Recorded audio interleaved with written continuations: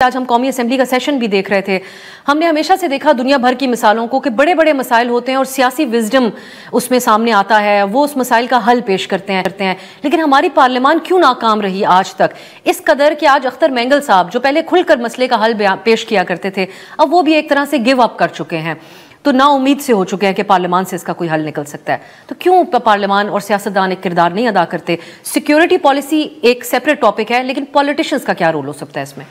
बिस्मिल्लाहिर्रहमानिर्रहीम, बहुत शुक्रिया अब्सा। ये आप कैसे कह सकते हैं कि पार्लियामान अपना कोई किरदार अदा नहीं कर रहा?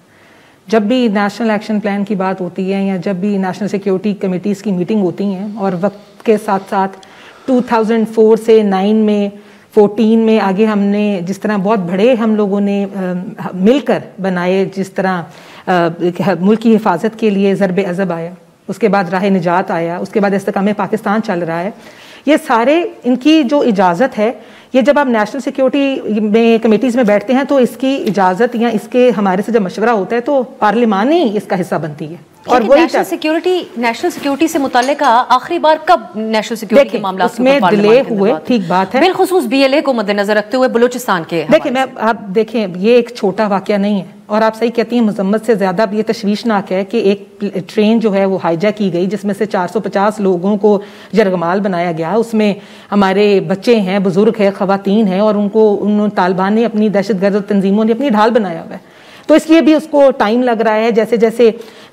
लोगों की जो वहां से बाजियाबी कराई जा रही है। तो ये जीत तो हम सब की है एज अ पाकिस्तानी, लेकिन वाकई ये हम सब के लिए सवालिया निशान है कि क्यों ऐसे काउंटर टेररिज्म डिपार्टमेंट्स नहीं बनाए गए इन दोनों सूबों में, जहां पे इतनी बड़े लेवल की दहशतगर्दी होती है और वहां पर इतना तालिबान मौजूद है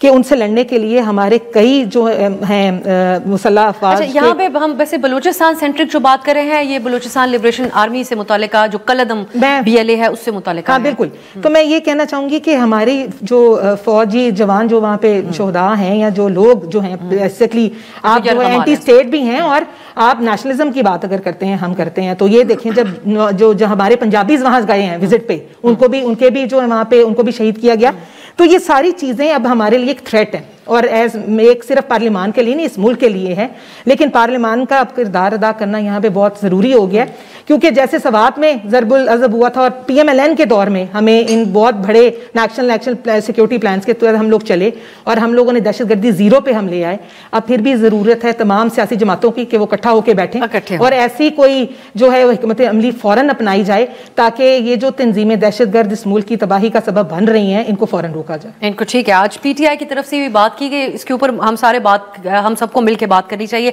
अहमद अवैस साहब, अगेन सिक्योरिटी एतबार से हम प्रोग्राम के अगले हिस्से में बात करेंगे, लेकिन पार्लियामान के रोल के हवाले से आप भी बात कीजिए कि क्या किरदार होना चाहिए पार्लियामान का, और फिर पार्लियामान के अंदर मुतल्लिका जो वुज़रा हैं उनको तलब किया जाए, या दीगर जो मुतल्लिका शख्सियात हैं, कि क्या वजह है। अब सिर्फ हम ग्लोबल टेररिज्म इंडेक्स के स्टैट्स को सामने रखें तो BLA के अटैक्स जो हैं वो उनमें होशरुबा इजाफा हुआ है, जहां 2023 के अंदर 116 अटैक्स उन्होंने किए, 2024 के अंदर 504 अटैक्स हैं और बहुत ज्यादा कैजुअलिटीज हैं। आपके लिए कितनी तशवीश की बात है अहमद अवैस साहब? बिस्मिल्लाहिर्रहमानिर्रहीम, आपने बजा फरमाया, और बड़ी सख्त तशवीशनाक सूरत हाल है। और बिलखसूस ये वाक़या जो है, ये पाकिस्तान की तारीख़ का स्याह तरीन इसको वाक़या कहिए, और न सिर्फ ये पाकिस्तान बल्कि शायद दुनिया में कहीं पे ऐसा वाक़या आपको शाज़ो नाज़र नज़र आए कि पूरी की पूरी एक चलती ट्रेन को अगवा कर लिया जाए, उसको हाईजैक कर लिया जाए, और उसमें एक बहुत बड़ी तादाद जो है हमारे सिक्योरिटी ऑफिसर्स की थी, जवानों की थी, पर्सनल्स थे उसके अंदर, और उनको कोई सिक्योरिटी प्रॉपर प्रोवाइड नहीं की गई थी। तो ये वाक़या हुआ, ये बड़ी तकलीफ दे बात है। अभी हमें एक बात से असल में प्रॉब्लम यह है कि पार्लियामेंट में जो काम होना चाहिए था वो नहीं हो रहा, और जो काम नहीं होना चाहिए था वो हो रहा है। और जो होना चाहिए था वो ये था कि यहाँ वहाँ पे ना सिर्फ के कानून साजी के ऊपर ये जोर दिया जाता और ख्याल किया जाता, और प्रोजेक्ट्स के ऊपर, और पाकिस्तान के कहाँ कहाँ सिक्योरिटी लैप्सेस हैं उनके ऊपर डिस्कशन होती, और कैबिनेट के जो वुज़रा हैं उनके ऊपर ख्याल किया जाता कि कौन से कॉम्पिटेंट लोगों को आपने लगाया है और वो कितना चाबकदस्ती के साथ अपना काम सर अंजाम दे रहे हैं। इन चीज़ों को ख्याल नहीं किया गया। और मैं आपको सिर्फ ये बताऊं, देखिए आज डेमोक्रेसी को क्यों अच्छा कहा जाता है, इसलिए कि जब एक नुमाइंदा हुकूमत आती है कि तो बाकी आवाम का कॉन्फिडेंस उस हुकूमत में नजर आता है और लोग उसके साथ खड़े हुए होते हैं, मेजॉरिटी की जब हुकूमत बनती है सही मानों में। अब यहां पे आप देख लीजिए कि ये चीफ मिनिस्टर साहब बने कैसे, केयर टेकर, ये जो सेटअप था वहां पर बलूचिस्तान का, उसके ये एक इंटीरियर मिनिस्टर थे, तो होम मिनिस्टर थे उसके,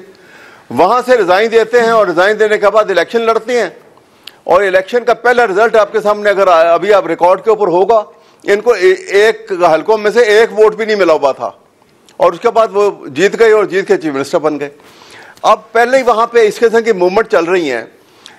और दी मोर रीजन कि यहाँ पे आप इंतहाई अच्छे तरीके के साथ डेमोक्रेटिक तरीके के साथ एक बिल्कुल इलेक्टेड नुमाइंदा हुकूमत लेकर आए। एक बात ये है, दूसरी बात आपको बता,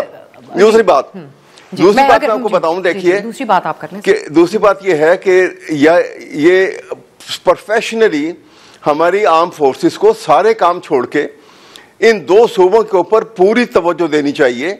और लैप्सेस एक के बाद देखें ना, आपने खुद बताया कि ये इतने अरसे में कितने 100 अटैक, जो टेररिस्ट अटैक जो हैं वो बलूचिस्तान में हुए हैं, इसी तरह से सैकड़ों जो हैं इन, जब से ये अनवारुल्लाह काकर साहब ने कह दिया कि इनको अफगानियों को निकालने के लिए, ये सर तो सैकड़ों वहां हो गए।